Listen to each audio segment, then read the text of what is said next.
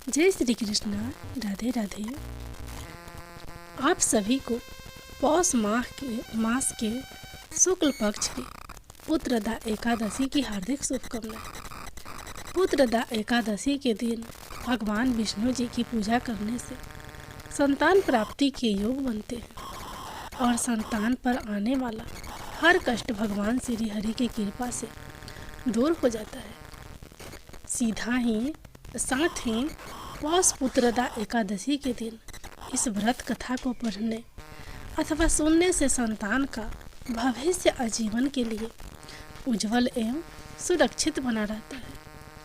इस एकादशी का व्रत अपने संतान को भी सुंदर पुत्र प्रदान करने में समर्थ है। संतान प्राप्ति और उनकी रक्षा एवं प्रगति के लिए प्रत्येक नर नारी को यह व्रत करना चाहिए और कथा सुनना चाहिए। आज सुदर्शन चक्रधारी भगवान विष्णु जी के नारायण स्वरूप की पूजा की जाती है। तो आइए अब सुनते हैं पुत्रदा एकादशी की व्रत कथा। महाराज युधिष्ठिर ने भगवान श्री कृष्ण से पूछा, हे भगवान, आपने सफला एकादशी का महात्म में बताकर बड़ी कृपा की। अब कृपया करके यह बताइए कि पौष शुक्ल एकादशी का क्या नाम है, उसकी विधि क्या है और उसमें कौन से देवता का पूजन किया जाता है।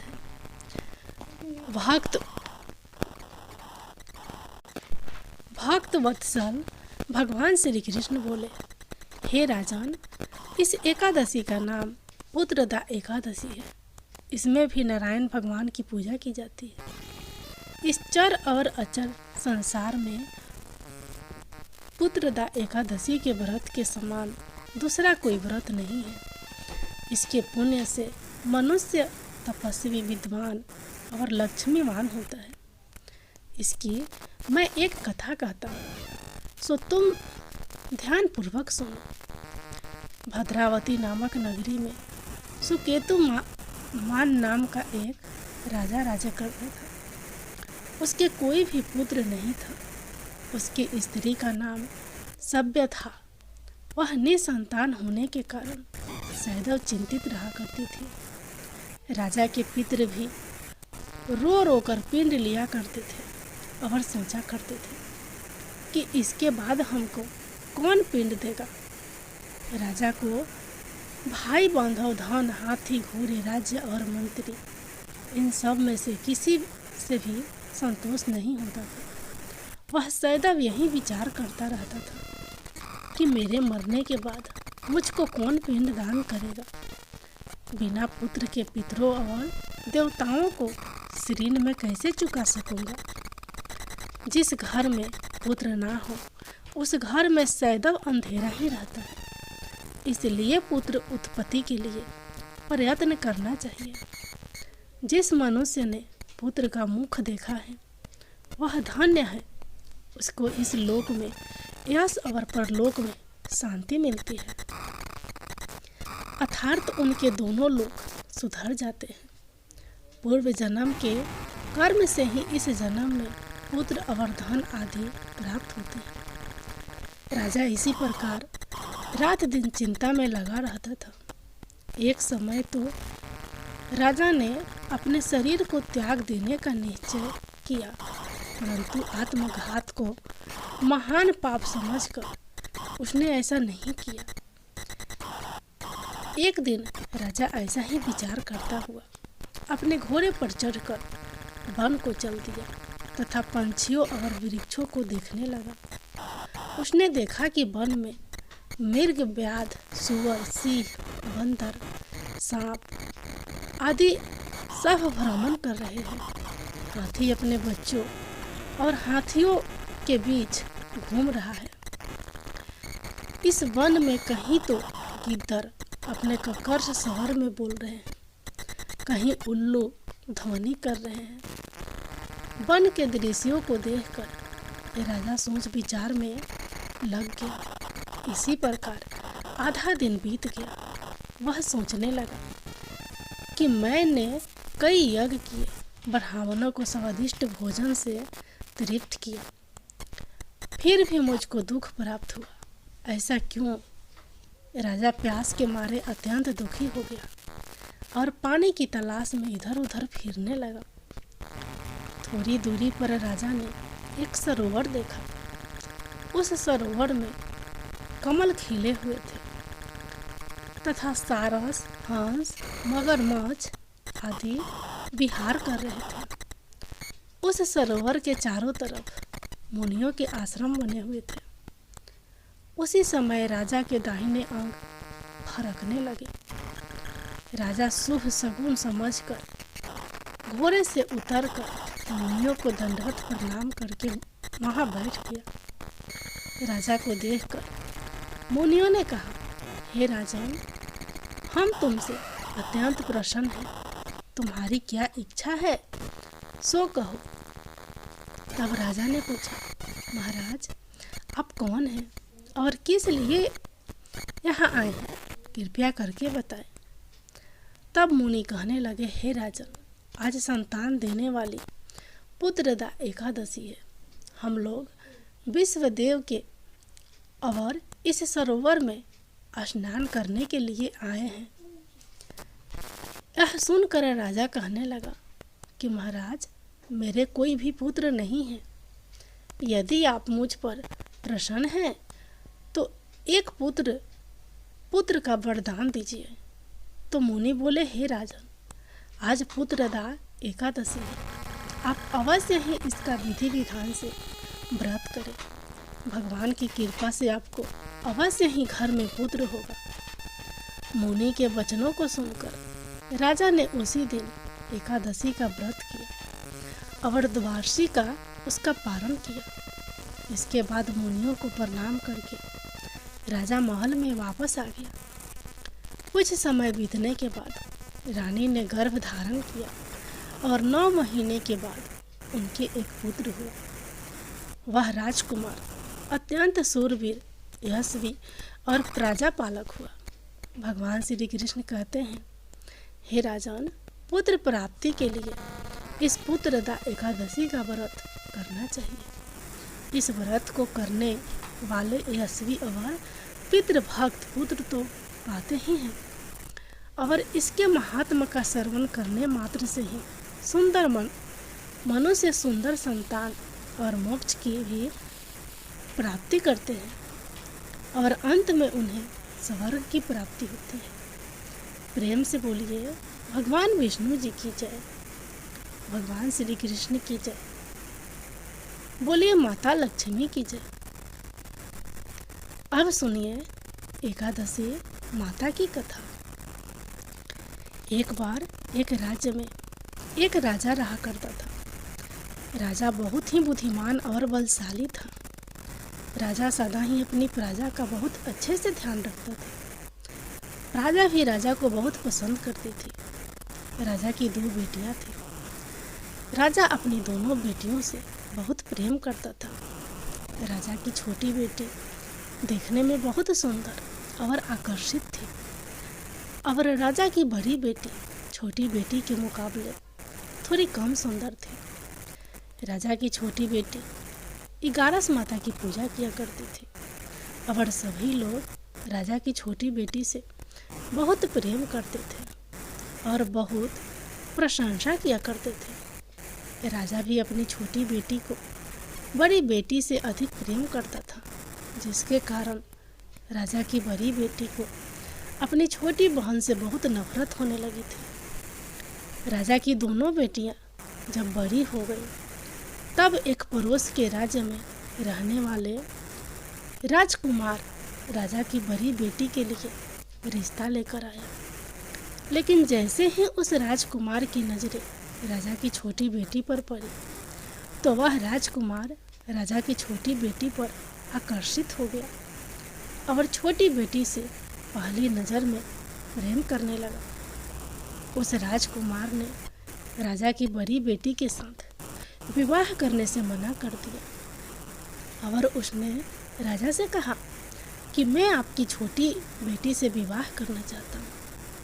यह सब देख कर राजा की बड़ी बेटी अपनी छोटी बहन से बहुत क्रोधित हो गई और राजा की बड़ी बेटी ने अपनी छोटी बहन को अपना सबसे बड़ा दुश्मन मान लिया।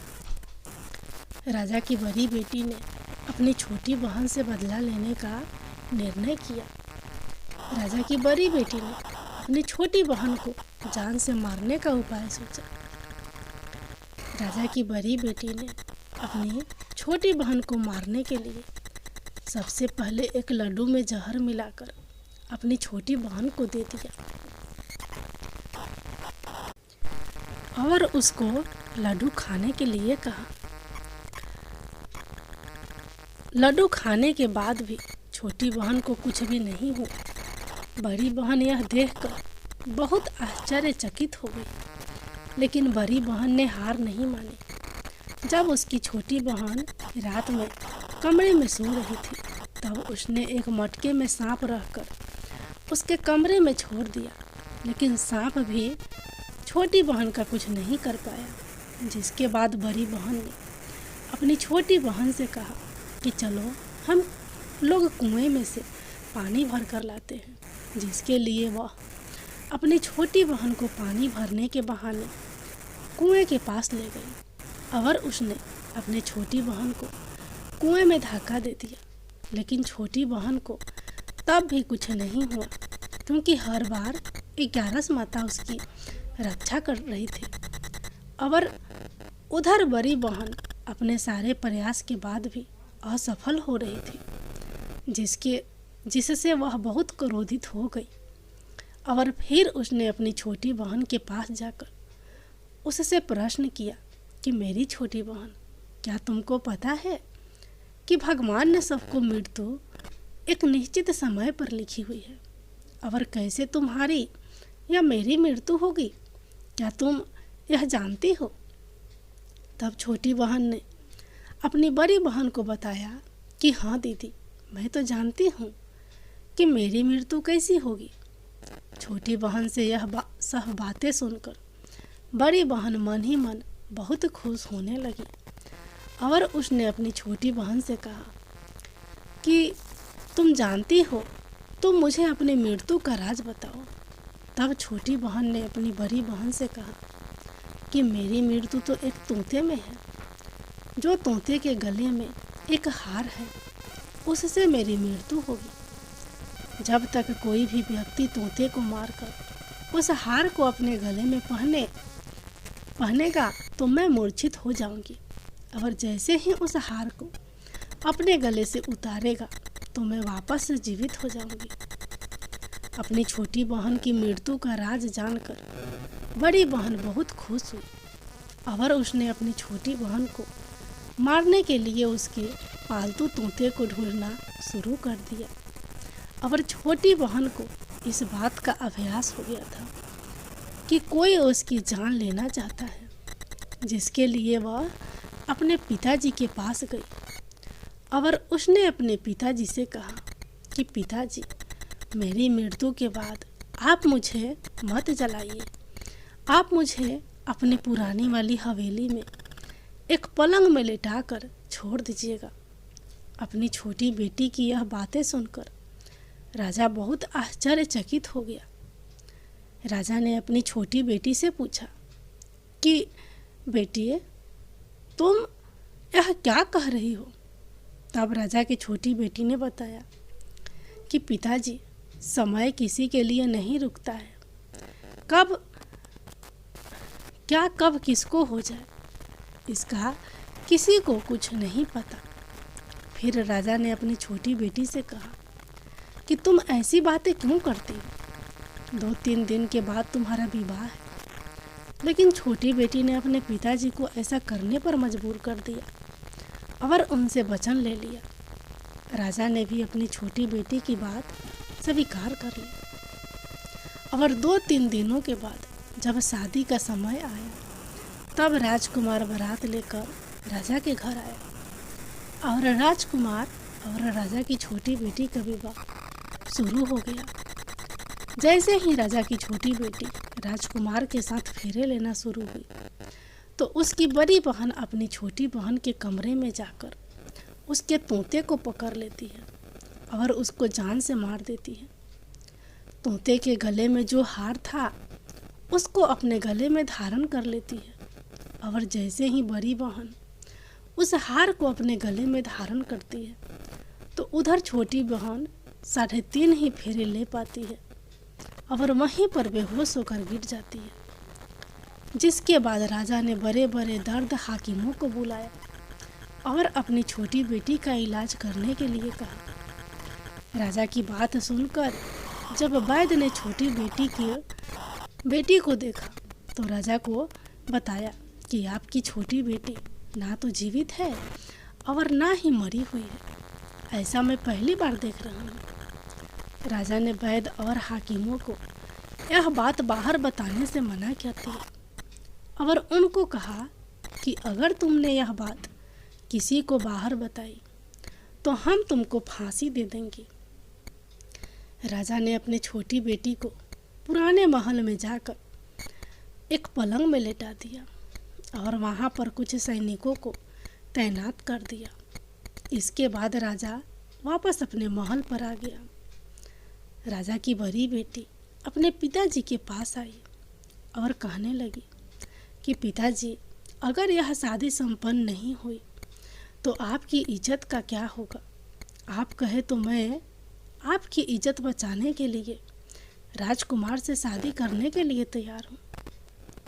जिसके बाद राजा ने अपनी बड़ी बेटी की बात मान ली और राजा ने बड़ी बेटी को छोटी बेटी के कपड़े पहनाकर मंडप में भेज दिया।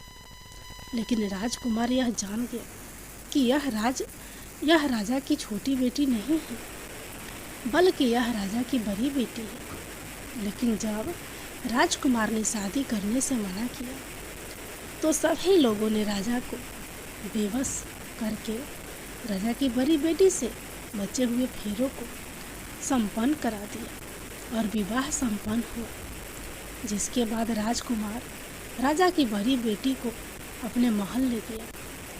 विवाह होने के बाद राजकुमार उससे ना तो बात करता था, ना उसे पसंद करता था और ना ही उसके आसपास कभी भटकता था। और राजकुमार ने यह फैसला लिया था कि वह अपनी प्रेमिका को ढूंढ कर रहेगा और यह जानकर रहेगा कि उसके साथ आखिर हुआ क्या है। एक दिन राजकुमार अपने घोड़े पर सवार होकर राजा के पुराने महल के पास पहुंचा, जहां पर उसने कुछ सैनिकों को देखा। महल के पास पहुंचकर राजकुमार ने जब महल को ध्यान से देखा तो वह समझ गया कि यह तो हमारे ससुर जी का महल है। तब राजकुमार ने सैनिकों से पूछा कि तुम लोग यहाँ क्या कर रहे हो और इस महल के अंदर उस पलंग में कौन लेटा है? जिसके बाद सैनिकों ने बताया कि यहाँ पर राजा की छोटी बेटी लेटी है। यह सुनकर राजकुमार बहुत प्रसन्न हो गया और वह तुरंत अपनी प्रेमिका के पास पहुँच गया और उसकी सेवा करने लगा। जैसे ही रात हुई तो राजा की छोटी बेटी उठकर खड़ी हो गई। राजकुमार यह देखकर बहुत खुश हो गया और उसने अपनी प्रेमिका से पूछा कि तुम यहाँ क्या कर रही हो? तुम मेरे साथ मेरे घर चलो। राजा की छोटी बेटी ने राजकुमार को सारी बातें बता दी कि मेरी जान एक तोते में बसी थी और मैंने यह बात सिर्फ अपनी बड़ी बहन को बताई थी और मुझे पता है कि उसने ही मुझे मारने का प्रयास किया है। उसके पास एक हार है जिसको वह सुबह पहन लेती है और रात को उतार देती है। जब तक वह हार को पहन कर रखती है तब तक मैं मूर्छित रहती हूँ और जैसे ही वह हार को उतार देती है तो मैं जीवित हो जाती हूँ और जब तक मेरी बड़ी बहन के पास वह हार रहेगा तब तक मैं ऐसे ही जीवित और मूर्छित होती रहूँगी। अगर मेरी बड़ी बहन के पास जो हार है वह मेरे हाथ लग जाए तो मैं हमेशा के लिए जीवित हो जाऊंगी। राजकुमार यह सब बातें सुनकर राजा की छोटी बेटी के पास रहने का निर्णय ले लेता है और उसने अपने बचे हुए सारे फेरे उस पलंग में लेटी हुई राजकुमार की छोटी बेटी के साथ ले लिया और अपना विवाह पूर्ण कर लिया और वहीं पर रहने लगा। देखते ही देखते कुछ समय में राजा की छोटी बेटी और राजकुमार की पत्नी गर्भवती हो गई। एक दिन राजकुमार को किसी काम से बाहर जाना पड़ा। तब छोटी बहन के पेट में बहुत तेज से दर्द होने लगा, जिसके बाद उसने 11 माता का आह्वान किया। जिसके बाद वहाँ 11 माता प्रकट हुई और उन्होंने अपने भक्तों के दर्द को दूर किया और एक पुत्र की प्राप्ति करवाई। और वहीं पर अचानक से राजकुमार भी आ गया। राजकुमार ने 11 माता को देखा तो वह आश्चर्यचकित हो गया और उसने तुरंत 11 माता को प्रणाम किया।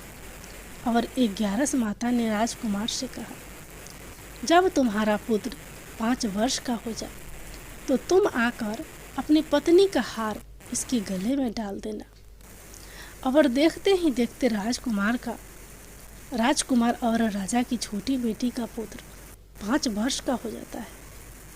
तो राजकुमार अपने बेटे से कहता है कि बेटा, मैं कुछ काम से बाहर जा रहा हूँ, तुम अपनी माता का ध्यान रखना।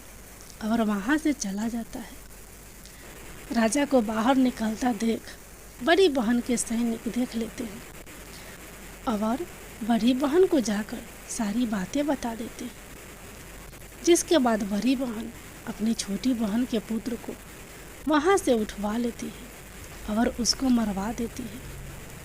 छोटी बेटी के पुत्र के 2 टुकड़े करवा देती है। पहला टुकड़ा चक्की के पास छुपा देती है और दूसरा टुकड़ा अपने पलंग के नीचे रख लेती है। अब 11 माता भिखारी का रूप लेकर आती है और एक भिखारी का रूप रखकर बड़ी बहन के पास चली जाती है। जिसके बाद वहाँ पर भिक्षा मांगने लगती है। तो बड़ी बहन अपने नौकरों से कहती है कि जाकर भिक्षा दे दो। लेकिन जैसे ही नौकर 11 माता को भिक्षा देने के लिए आते हैं तो माता उन्हें मना कर देती है और कहती हैं कि मैं तुम्हारी महारानी से ही भिक्षा लूँगी। जिसके बाद बड़ी बहन स्वयं ही भिक्षा देने के लिए माता के पास आती है। तब माता एक बिल्ली का रूप लेकर उसके कमरे में चली जाती है और वहाँ पर छोटी बेटी के पुत्र के 2 टुकड़े को आपस में जोड़ देती है और उसे जीवित कर देती है। फिर उसे वहाँ से ले जाती है। राजकुमार अपने बेटे को लेकर अपनी पत्नी के पास जाता है और उसे कहता है कि तुम इसका ध्यान रखना। अगर तुम इस बच्चे का अच्छे से ध्यान रखोगे तो मैं तुमसे बात करूँगा। एक दिन राजकुमार अपने बच्चे से कहता है कि तुम मम्मी से उनके गले का हार मांग लो। तो अपने पिता की बात मानकर राजकुमार का लड़का अपने मम्मी के पास जाता है और कहता है कि मम्मी, मुझे तुम्हारा हार चाहिए। यह सुनकर पहले तो बड़ी बहन बहुत क्रोधित होती है, पर उसको याद आता है कि राजकुमार ने कहा था कि अगर मैं इस बच्चे का ध्यान अच्छे से रखूंगी तो वह मुझसे बात करेंगे। जिसके कारण वह हार उस बच्चे को दे देती है और वह तुरंत हार को ले जाकर अपने पिताजी को दे देता है। और तभी राजकुमार अपने बेटे को लेकर वहाँ से जाने लगता है और अपनी पत्नी से कहता है कि तुम हमारे लिए खाना बना कर रखना, मैं शाम को आकर तुम्हारे साथ खाना खाऊंगा। और वह अपने बेटे को लेकर वहाँ से चला जाता है। जिसके बाद वह राजा के पास जाता है और उनको सारी बातें बता देता है। राजा अपनी बड़ी बेटी की यह करतूत सुनकर बहुत क्रोधित होते हैं और अपनी परवरिश पर ही दोष देने लगते हैं। राजकुमार को अपनी छोटी बेटी के साथ रहने के लिए आदेश दे देते हैं। इस प्रकार 11 माता की कृपा से राजकुमार और राजा की छोटी बेटी सुखपूर्वक रहने लगे। प्रेम से बोलिए एकादशी माता की जय। अब आप लोग सुनिए एकादशी के दिन सुने जाने वाली राजा धर्मकीर्ति की कथा। गालव मुनि का भद्रशील नाम का एक पुत्र था। भद्रशील ने छोटी उम्र से ही एकादशी व्रत का पालन करना शुरू कर दिया। मुनि ने उन्हें ऐसा करने के लिए कभी नहीं कहा था। एक बार मुनि ने भद्रशील से पूछा कि उन्हें इस व्रत को करने किसने कहा है।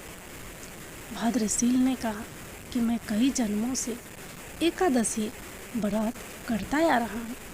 आमतौर पर किसी को भी पिछला जन्म याद नहीं रहता। जब तक आप माँ के गर्भ में होंगे तब तक आपको अपने पिछले जन्मों की याद रहेगी, लेकिन जन्म से ठीक पहले यह स्मृति मिट जाती है। लेकिन भद्रशील को अपने पिछले जन्म की याद उस समय भी थी। यह एकादशी व्रत की शक्ति थी जिसका वे पालन करते थे। वे एक पूर्व जन्म में धर्मकीर्ति नामक राजा थे। धर्मकीर्ति बहुत क्रूर था। उसे कोई पसंद नहीं करता था। ऐसा कोई पाप नहीं था जो उसने नहीं किया हो। एक बार वह अपने सैनिकों के साथ शिकार पर गया। उसने एक हिरण को देखा और अपने सैनिकों को उस हिरण को चारों ओर से घेरने के लिए कहा। राजा ने कहा कि जो भी हिरण को भागने देगा उसका पूरा परिवार मार डाला जाएगा।